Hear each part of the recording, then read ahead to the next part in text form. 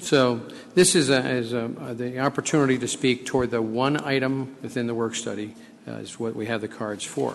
So we'll start with that. So we can get on with the staff and with our conversation on it. So we'll start with French Thompson. Oh, French, yeah, right there in front of me. And, of course, it is limited to 3 minutes. Yes, sir. Thank you for having me here. And French, if you wouldn't mind, we've been trying to reinstate some discipline on this. Would you, just for the record, state your name and also your address? My name's French Thompson, 7148 East Main Street, Scottsdale, Arizona. Thank you for letting me be here because you're my city council. You guys are the ones that represent me. You represent the arts. The city of Scottsdale has been very heavily involved with arts for years. I moved here from Colorado for the arts specifically in 1979. And this is a hot button subject right now, the events, the special events.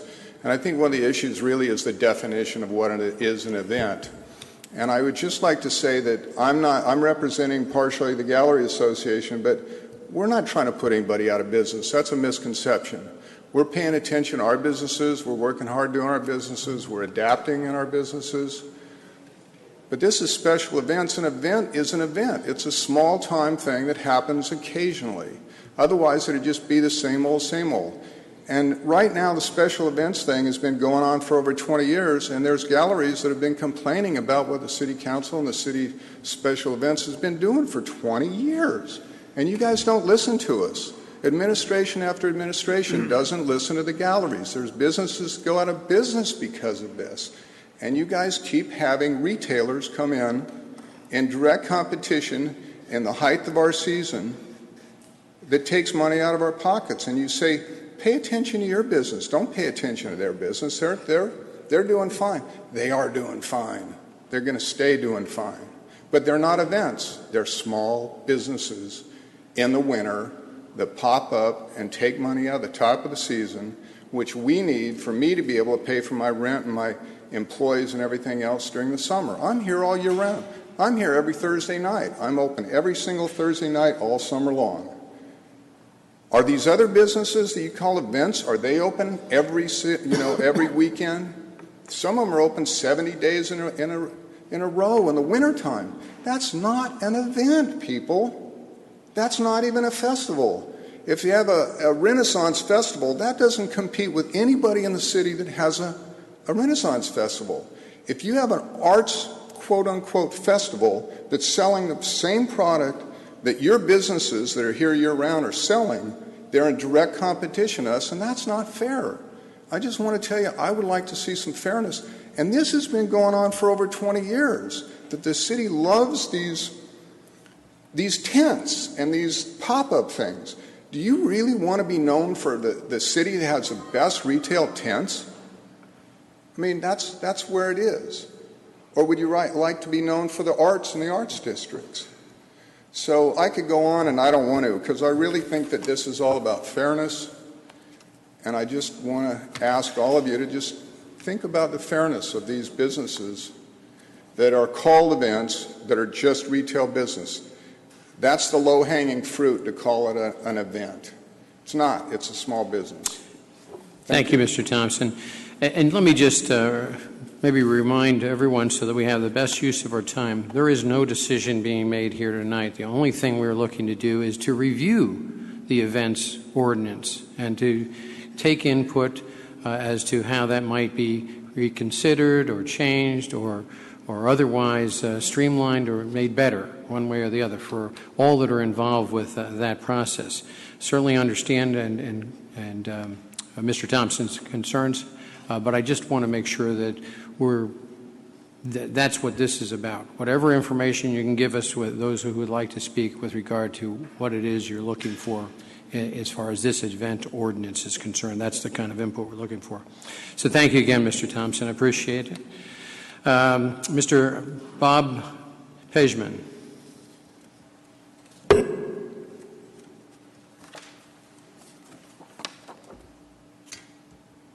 Does this work? Yes, it does. You need to turn it. No, it's on. It's on. It's on the screen right now if you want to take a quick look because you're up. Yeah, there you go. There you go. Perfect. Okay. Well, Mayor Lane, members of council, my name is Bob Pejman. I own a gallery in downtown Scottsdale called Pejman Gallery. It's located at 7165 East Main Street. I'm also a professional artist, and I'm a working artist. I have done this for about 25 years and know the country pretty well as far as the art destinations. And with that knowledge, I can tell you that no other city within the U.S. has as many art events as you have here in Scottsdale. And I want to point your attention to the list that I've provided here. In this list, you can see that there are 246 events, art events, that are being run in Scottsdale right now. 67 of those events are the artisan market events alone. Then you have another 37 miscellaneous events, and all of these are permitted through the Special Events Ordinance. So you have about 104 days of events that are regular special events. But to add to that, you have to add some events that are regulated by CUPs. Celebration of Fine Art is 71 days. The Fine Art Expo is technically in Phoenix, but it's really marketed as the Scottsdale Fine Art Expo. So you add all this up, and you have 248 art event days, a lot of them occurring simultaneously during the season that we're dealing with. I want to point out some notes on this. Again, no other city in the U.S. has as many art events days as we have in Scottsdale. And these events take place in peak season. And the peak season is when the galleries need to make the money to stay in business, to stay afloat off-season. And when you really think about it, you're not doing this to any other industry. You're not doing it to the auto industry. You're not doing it to the fashion industry. The art industry is the only industry that has this amount of ridiculously heavy competition pointed at it. Let's look at some comparative art markets. Carmel, Sedona, Santa Fe, Naples, Laguna Beach.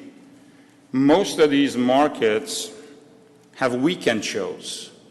Take Sedona, for example. They have weekend shows. They have a high school show happens just one weekend. The rest of them are weekend trinket shows, nothing serious. But most of them have weekend art shows. Laguna is the only exception where they have more shows. But bear in mind that Laguna Beach is a 12-month market where if there are 2 months of art fairs that come into Laguna, Laguna has 10 more months to recuperate from them. Scottsdale only really has 3 or 4 months. And if you load it up with 245 heavily promoted art events, it's little wonder that we're even staying in business.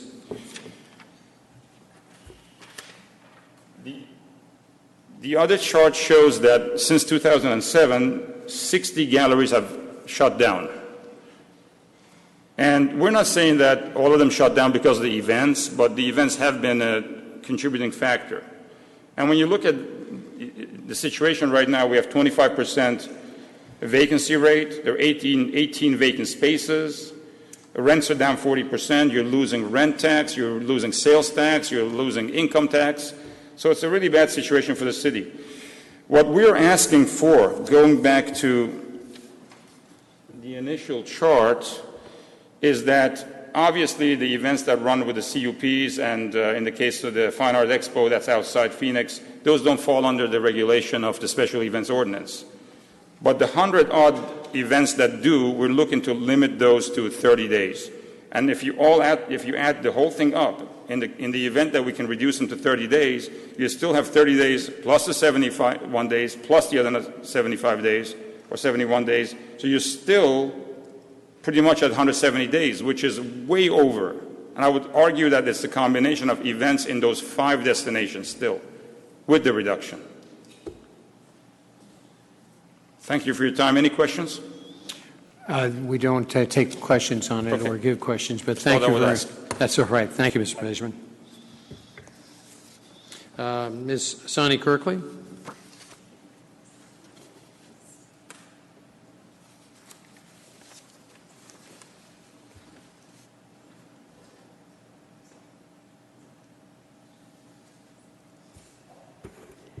Good afternoon, Mayor Lane and council members. My name is Sonny Kirtley.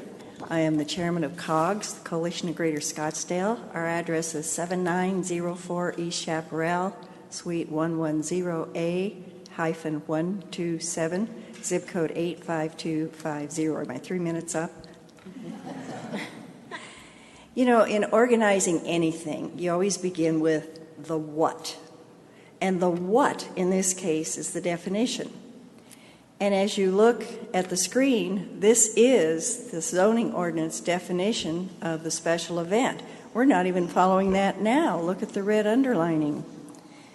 We encourage that the next special events definition draft that comes to the City Council specifically describe the type of activities that are special events. And importantly, separate out what is an event and what is a business. Also ask, are 48 approved special events a year in the same property a special event? And because the committee is already including public property, alleys, plazas, trolley bridge, streets in their approval process, and it's not in the ordinance, we recommend that they include the public property in their completed definition. Thank you. Thank you, Ms. Kirtley. Next is Mr. Philip Sachs.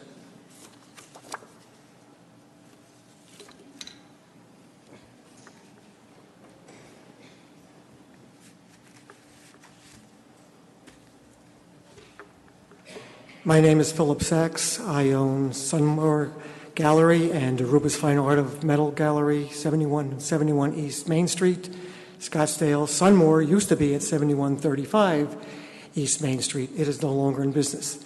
We closed this year after trying to do some work, but we've had some issues. Obviously, we fight with the tenants, we fight with the economy, but one of the problems that we have found since being here, I've been at the DeRubis Gallery, we're now getting to our 5th year.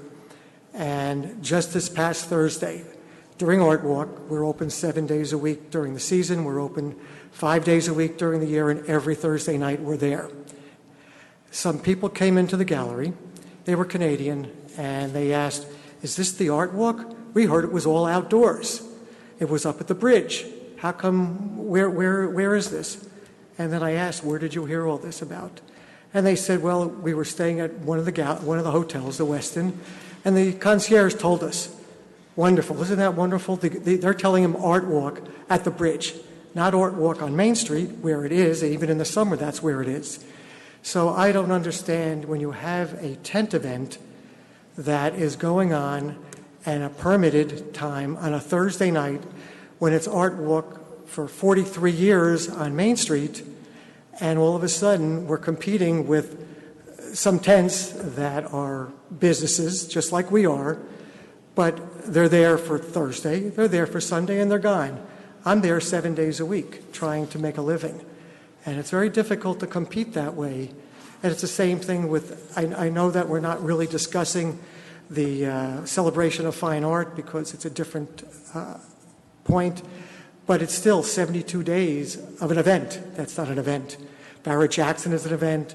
The Arabian Horse Show is an event. But how could you call 100 businesses under one tent an event? You don't call Fashion Square Mall an event. They're there for all year round, but they're under one roof.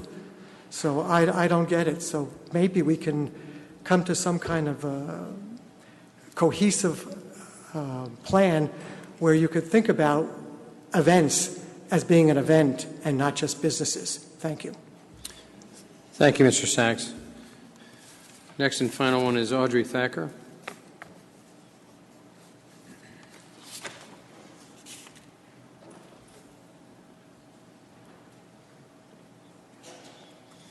Hello, I'm Audrey Thacker. I'm going to be the new recent tenant at 7127 East 6th Avenue, and I'm also the owner of Artisan Markets. I understand that today's work study session is for staff to present their recommendations to updating the special event ordinance, and we look forward to being a part of that deliberation, and as always, will support reasonable resolutions to all concerns. I'm aware that the SGA has submitted a formal petition regarding our Thursday night markets and limiting the number of days for art-related events. I'm here today to show you some facts about the positive nature of artisan markets and how we believe that collaborating with the SGA could provide benefits to the entire downtown area, driving more traffic to everyone. Artisan Markets was established at the waterfront in 2009. Our Thursday night events attract roughly 1,500 people on a weekly basis, and our Sunday night market attracts roughly 3,000 to 5,000 people. Our events provide an experience to visitors and residents that is vibrant, animated, and successful. We have never set out to cause harm to any business or group of businesses and know firsthand that collaboration can work. Artisan Markets is pro-gallery and pro-small business. We will continue to remain a team player and assist in driving traffic to the shops on 5th Avenue, Stetson Drive, nearby restaurants, and galleries on both Main and Marshall. We've been serving as a downtown concierge service with our well-informed information booth, directing traffic to all areas, including, but not limited to, those listed above. This model works and has been effective with areas such as 5th Avenue, where I'm now the Vice President of the Merchant Association. Many of the merchants enjoy the benefits of the market by participating as vendors and or leaving marketing collateral at our information booth. The same offerings are given to the galleries. We do not promote artisan markets as art walk. As a business owner, I understand that competition is healthy and that constant change and evolution is necessary in order to grow and be successful. Artisan Markets is a stakeholder in the community and has the same right to conduct business in the city of Scottsdale as do gallery owners and other entities. It is not the role of government to level the playing field as the SGA has requested. Thank you for your time. Thank you, Ms. Thacker. That does conclude time for comment on our singular work study item. So, again, as we were saying earlier, what we are here to discuss are the regulations of special events. And, of course, we have a city code that lines that out, and those regulations are tied to that code. So the request here is for a presentation, discussion, and possible direction to staff regarding the city's regulation of special events, including possible changes, public outreach efforts, and the timelines for revisions of the special events ordinance. And we do have, I believe, Cheryl Summers here, the events manager, as a presenter, and Steve Gigama in support. So, Ms. Summers. Thank you, Mayor Lane. Good afternoon, Mayor and members of the City Council. I'm Cheryl Sumners, and I'm the events manager in the Tourism and Events Department. And as mentioned, we are here today to discuss events and regulations. We have an existing special events ordinance that's been in place for 23 years. One thing that I just want to try to start with a little bit, this is a brief, and I'll try to get through this as quickly as possible so we can kind of get to the meat of the discussion, which is kind of related to the events and our thoughts and our input. But if I can just do this brief presentation quickly, just to kind of build a framework around events in Scottsdale. I'm going to run through about 8 slides that just kind of reflect on the types of events that are in Scottsdale. In this case, we have parades such as the Parada del Sol. We have Hash Knife. We have many fundraisers and galas. In this case, this is the Original Taste that's out at the waterfront area. We have street events. This is an example of a pep rally that's being held in Indian Plaza. It was for the Boise State football game. I think you can see the band in the top part of the screen, all dressed in white. We have a variety of markets that are reoccurring. We have the Food Truck Caravan on the left, artisan markets in the upper right, and then the Old Town Farmers Market that occurs in downtown Scottsdale. Many sporting events, such as the Phoenix Waste Management Open, that consistently draws more than 500,000 spectators in this week-long event. We have street festivals. This is an example of the Craft Brew Festival that was held over on Brown Avenue. We're home to several automobile auctions. And then finally, we do have several walks and races. This is an example of the P.F. Chang's Rock and Roll Marathon. Portions of both the full and the half race routes do go through the city streets. So we do know a few things about the events. Staff took a look at the last 3 years from 2012 to 2014, and this slide is just trying to provide a bit of a snapshot of what the information we found. I'm going to begin with the pie chart in that upper left-hand corner. And when it comes to the duration of an event, the duration tends to be, by majority, a single-day use event, and that represents about 64%. Certainly there's other classifications. Some events are for weekends, some are week-long, others are monthly, and then we do have some reoccurring that activate for 12 or more days during the year. We have seen a trend over the last 3 years in the category of the 4 to 7 day range, which typically just means there is a tendency or a desire now to have more multi-day events. There's also a few bar charts that are shown here. One of these represents how many of the event requests utilize public property. And about half, and I'm not sure if I mentioned, on average, we receive 250 application requests annually. So again, this is saying about half of those are seeking to use public property, and that can be in many forms: streets, alleys, sidewalks, public plazas, etc. We also know that about 40% of the events are new events each year. And then finally, we do get asked, where in Scottsdale are these events occurring? And very consistently, about half of those events are in the downtown area. We get asked, what do I need to do if I want to hold a special event in Scottsdale? What's required? The city requires what's called a special event permit. This permit is reviewed by the city's Special Events Committee. This committee is an interdepartmental internal working group. It's comprised of several city departments: police, fire, transportation, code enforcement, risk management, and of course tourism and events. The committee meets weekly with our special event applicants, and that typically happens within 10 days of when an event applicant submits.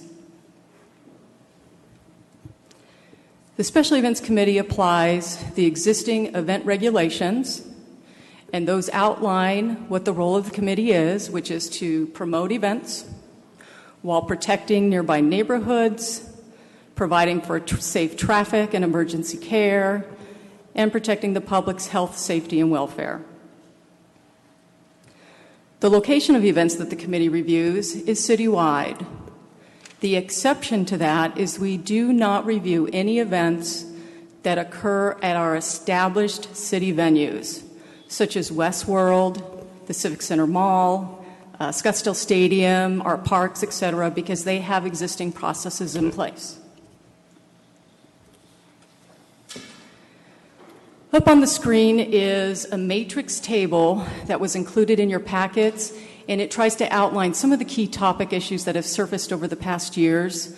It highlights what the current regulations are, along with some of the questions that have come up. And what I'd like to do is just quickly, over the course of the next few slides, kind of have a picture or an image that relates to these key topic issues, and then at the end, I'll put the matrix back up on the screen for further discussion. The first topic is that of event definition. As mentioned earlier and was up on the screen, our current special event definition includes events on private property that occur outside. So some of the questions that arise is, should public property be included with that? Should the inside of an establishment be included as well as the outside? Should the definition on what is considered an event be changed? Types of events. Our current ordinance covers a small list. I think we see carnivals, special vehicle sales, haunted houses, church bazaars, and festivals. But Scottsdale has several events.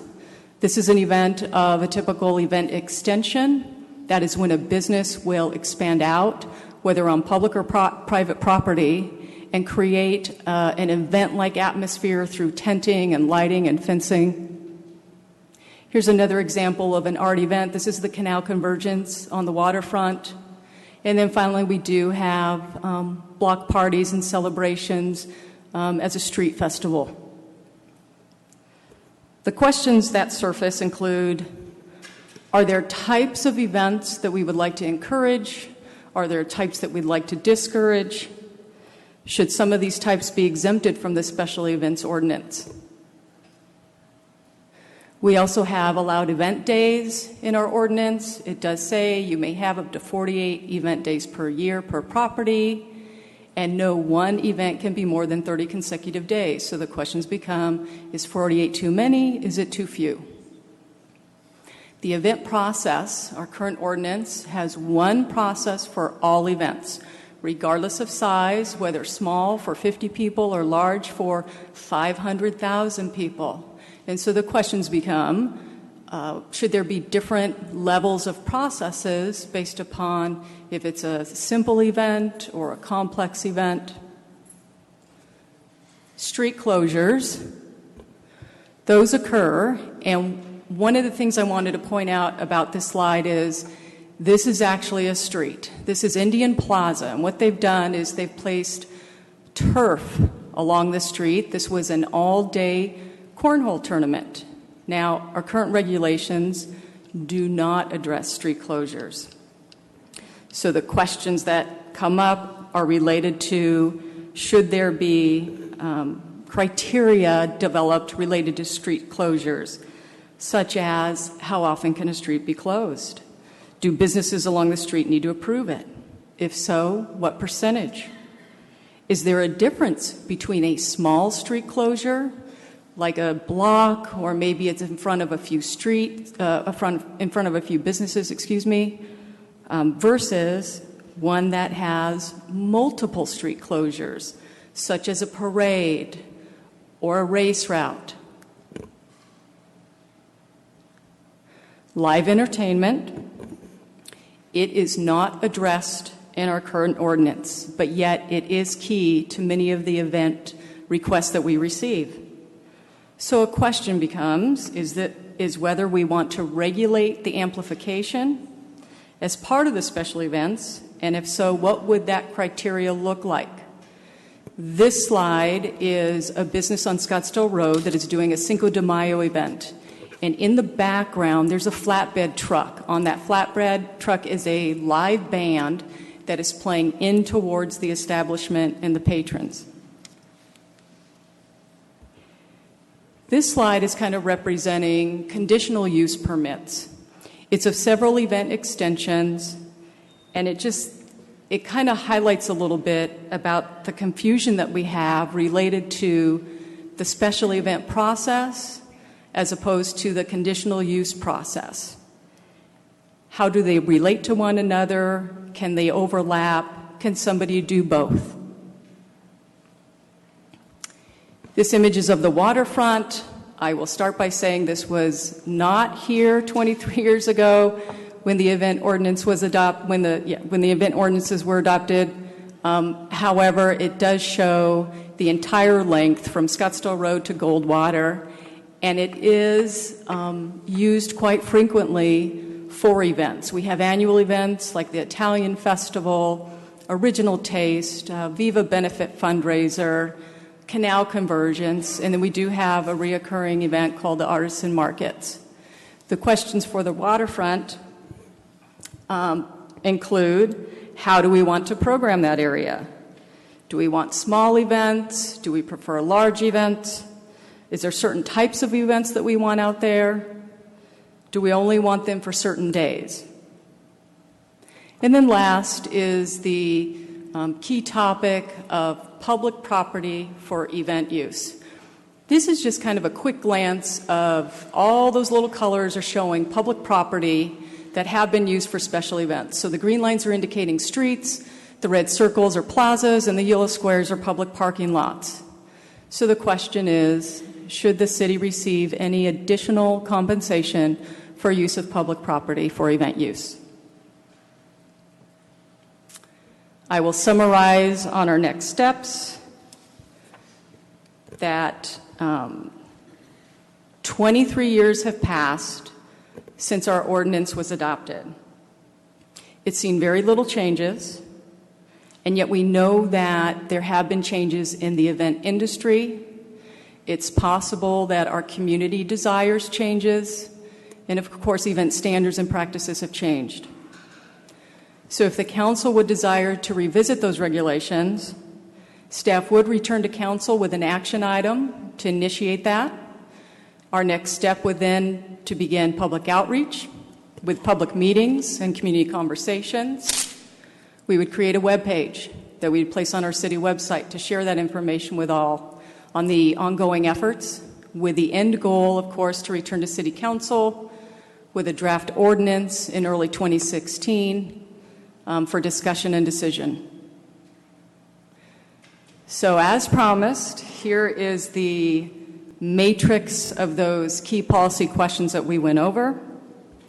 We recognize that we're just starting the event process today and those discussions, and we're not expecting to have all the answers, but we'd certainly like to open it up for discussion and input and input and feedback related to these topics, and of course, anything that's even not up here, because we know this doesn't capture everything.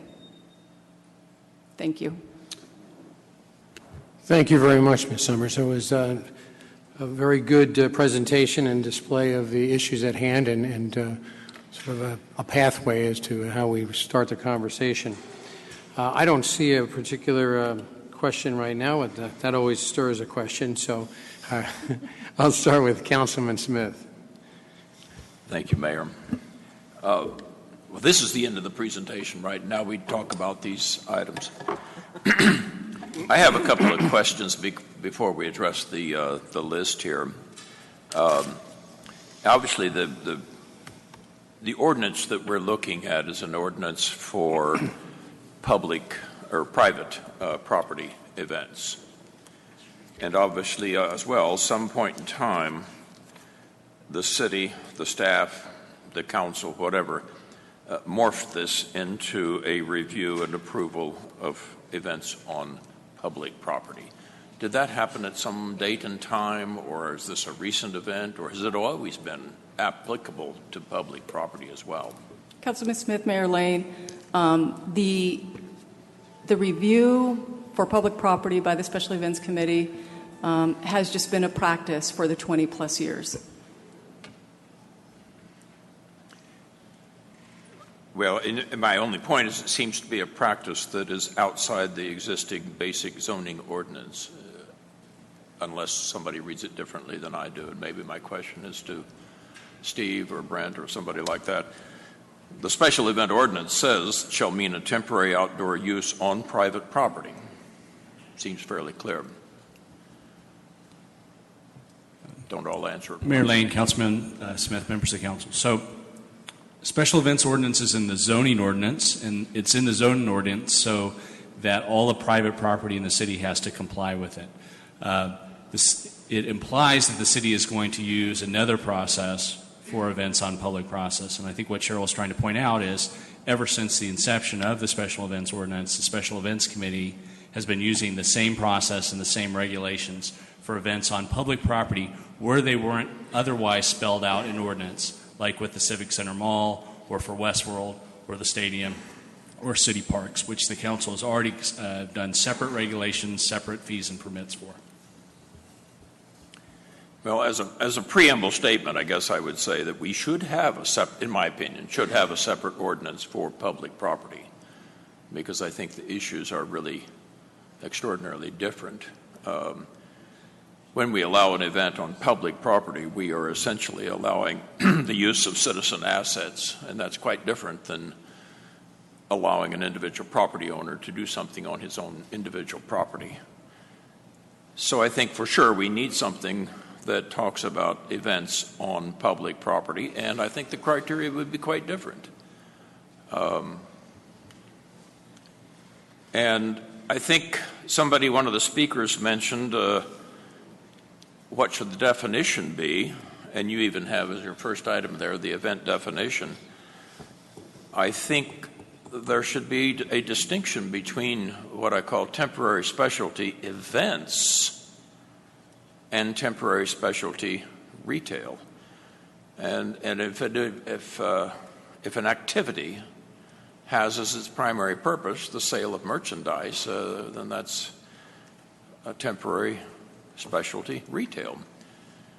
And if it has as its objective entertainment, banjo playing, whatever you want to call it, racing, then that's an event. But I think I would urge the staff to distinguish between those two. And again, I think those two would be regulated quite differently. They would be allowed quite differently. I think one of the things that we heard from one of the speakers was that it's an unfair competition if we allow citizen assets like the waterfront, like sidewalks, streets, whatever, allow citizen assets to be used in a way that promotes a retail event which is in a sense in competition with existing businesses. It's not, somebody made the comment, it's not the role of government to level the playing field, it's also not the role of government to tilt the playing field. Which brings then up a question you did not cover, and I have a curiosity about, is there a rate schedule of what people pay, or does an event, large, small, big, wide, all pay the same number? Councilman Smith, Mayor Lane, they all pay the same amount, small, big, simple, complex. So that cost is $87 for a review fee. And then if you're on private property, $105, and public property, $159 for the permit. Per day or per what? Per request. So it just depends on the event days that they're seeking approval for. So take the one that was pointed out on the screen earlier, the artisans market that wants to do 6 months of activity. I forget how many days it was, on Thursday nights and Sunday nights and whatever. What will they pay? $159 per night or Councilmember Smith, they would pay $159 for the season. Oh, that's a pretty good deal. Well, I think that illustrates what I think is the issue. If I understand you correctly, we're allowing the use of public property owned by taxpayers and in part paid for by some of the galleries and other businesses in town. We're allowing a temporary specialty retail activity to occur on that property for $159, covering a period of time of 6 months, 2 nights per week. Did I state that correctly?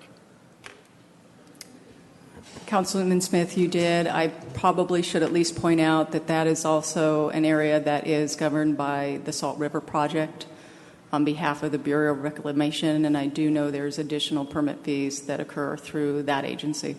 Who owns the waterfront? Is it owned by SRP or is it owned by the city? Maybe I'm asking the city attorney that. I don't know. The feds. Let me jump in because this was precisely the question I wanted to clarify. So we wanted to be clear that on the waterfront, that's federal government property that's managed by Salt River Project. So the city issues a permit, and then the person that wants to do an event there then goes to SRP and works with them to get a license agreement for that piece of property. But I think you've done a good job of pointing out one of the many reasons why we have this item before you, because there's a lot of things that really need to be cleaned up in this special events ordinance. So, thank you. And so there may be my summary on that particular item would be that we ought to have some kind of a rate schedule that, and I don't know how to say this, but in a way so that we as the government, and even we as the government in combination with SRP or anyone else involved, that we are not unfairly disadvantaging any business in our city. That's just not our role. And I think the galleries oftentimes are the complainants here because they're a group that have a fairly common interest. But these are folks, they know competition, they know how to compete. They compete with one another, literally next door to each other, all up and down Main Street and Marshall Way. They compete every day. They know how to compete. They don't know how to compete when the government comes in and, in a sense, gives anyone an unfair advantage. And I think they welcome events, but they welcome events that create a dynamism and an attraction to people coming down to the area to hopefully come into their shop and buy something. I think they cannot see, and I'm not sure I can see, the sense of an event which has as its primary purpose just the sale of merchandise. So my comment on the event definition, yes, it definitely should specifically describe public property. It should have a definition that specifically describes temporary specialty events versus temporary specialty retail, and the two should be treated quite differently. There should be a rate schedule particularly for public property.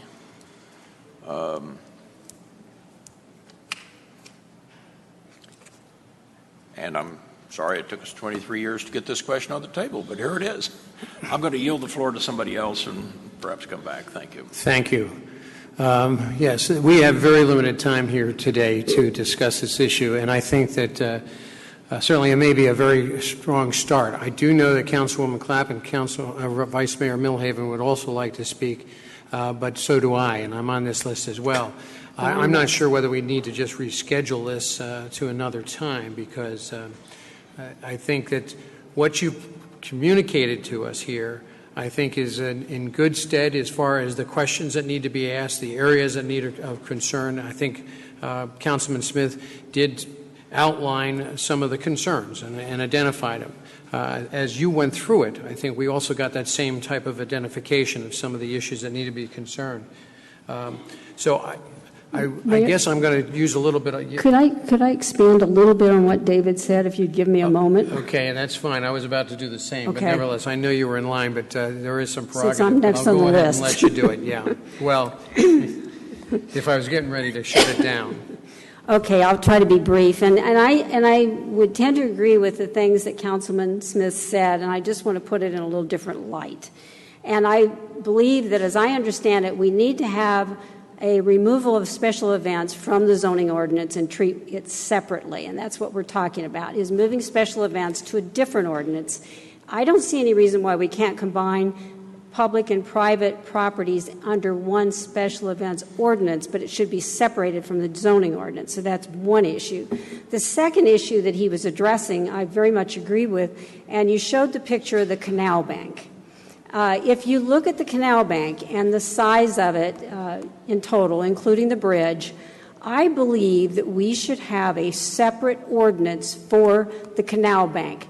Just like we have different management of Westworld, we have different management of the mall, we have different oversight of various parts of the city. This is a critical area in the city, and we really need to have a greater discussion about how you manage activities on the canal bank separate from just a special events ordinance. Because if you look at the amount of square footage that's around there, including the canal bank, and let's say we give an operator use of that whole canal bank essentially for a couple $100, compare that to that we charge at Westworld $1,200 per day to rent the polo field, per day.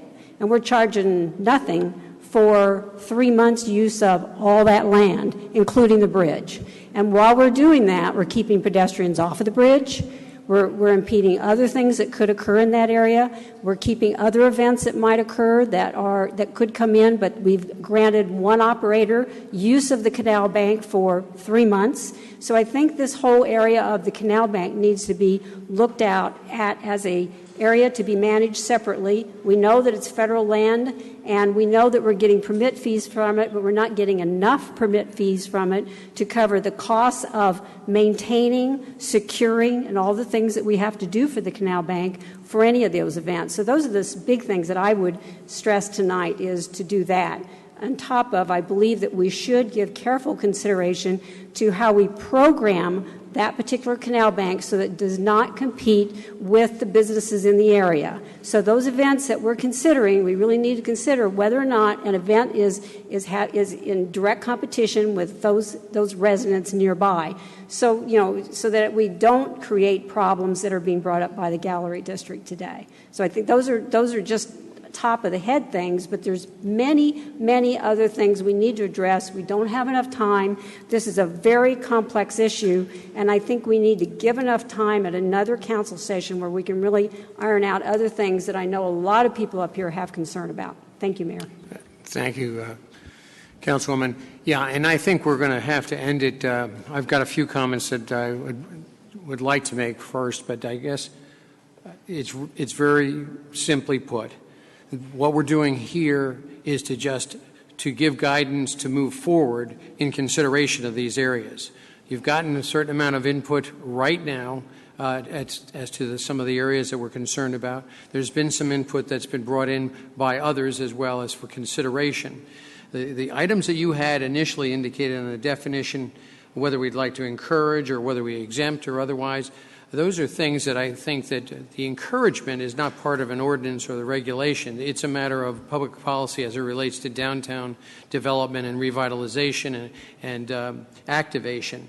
So the important components that we absolutely have had trouble with for a number of years that I think really do need to be determined, definition and, frankly, the cost, I suppose, on public land use, but street closures and live entertainment are two areas that have left us with a void of a certain measure of control on those things.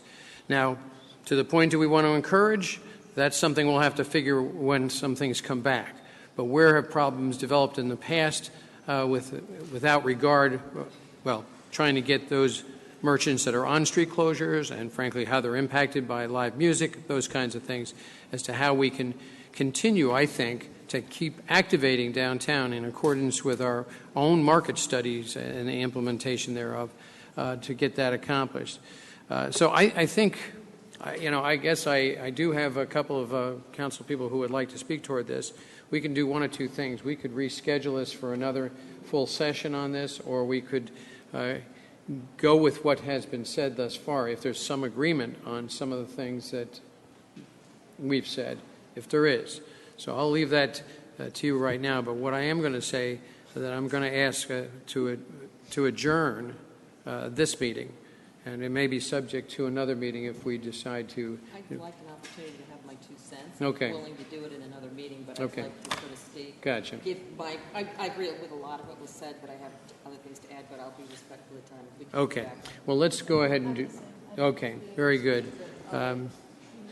Then we will try to reschedule this meeting back again. You do have a certain amount of information. Please retain it so we don't have to go through it again as far as that's concerned. Thank you very much. And thank you very much, Ms. Thank you. Summers. Thank you. Then I would just leave it that there's a consensus that we will go ahead and reschedule another work study on this subject to make sure we get all the input from the council that they desire to have. So with that, we don't have any other mayor and council items on this particular meeting, so I would ask for a motion to adjourn the work study. Move to adjourn. Move to adjourn? Second. And seconded? All those in favor of adjournment, please indicate by aye. Aye? We are adjourned. Thank you very much. And pardon me for all who came for the work study that we weren't able to really get it completed, but we will be rescheduling it so we make sure we have that input. There'll be another opportunity.